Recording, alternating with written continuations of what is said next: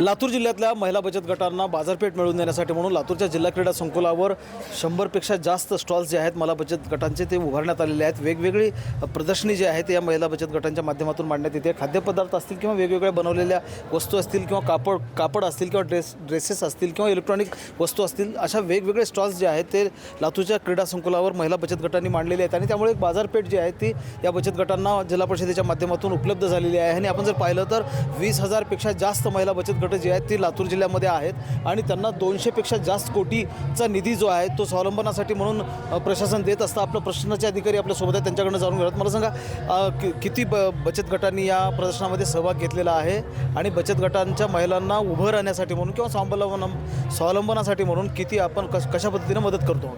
नमस्कार सर, मी भगवान अंकुश, तालुका अभियान व्यवस्थापक लातूर तालुका।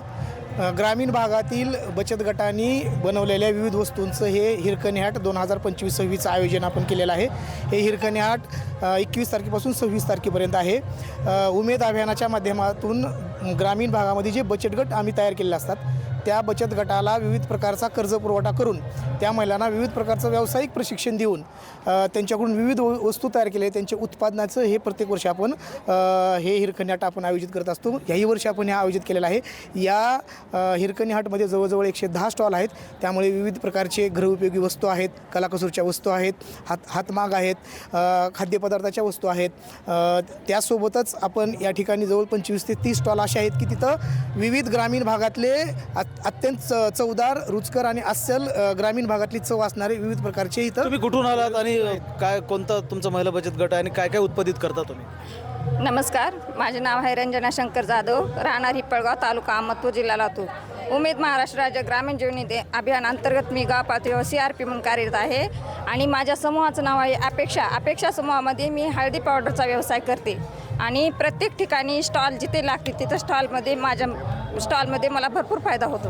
आपण जर पाहिलं तर ह्या सगळ्या महिला बचत गटाच्या प्रमुख महिला आहेत, ज्यांनी आपण पाहिलं तर हे शेंगदाण्याचे लाडू असतील किंवा खोबऱ्याचे लाडू असतील किंवा वेगवेगळी डाळी असतील किंवा ज्या काही वेगवेगळी ही खाद्यपदार्थ आहेत, त्याचबरोबर शेतीमालाचं देखील उत्पादन जे आहे ते या महिला बचत गटांच्या माध्यमातून करण्यात येतं आहे। एकूणच जर लक्षात घेतलं आपण तर महिला बचत गटांना कुठेतरी स्वावलंबन मिळावं, त्याचबरोबर बाजारपेठ उपलब्ध व्हावी यासाठी हे प्रदर्शन उभं करण्यात आलेलं आहे। महेंद्र जोंधळे, TV9 मराठी, लातूर।